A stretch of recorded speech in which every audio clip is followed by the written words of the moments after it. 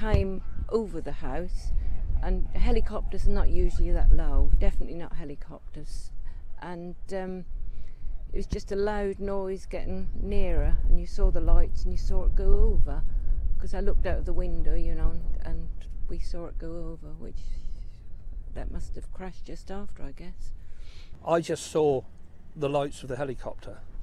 I didn't hear anything. I didn't hear any bangs, I didn't hear any flashes or anything like that, and my house is right on the front and I was watching it. And the first I knew that there was a problem was when the emergency services turned up.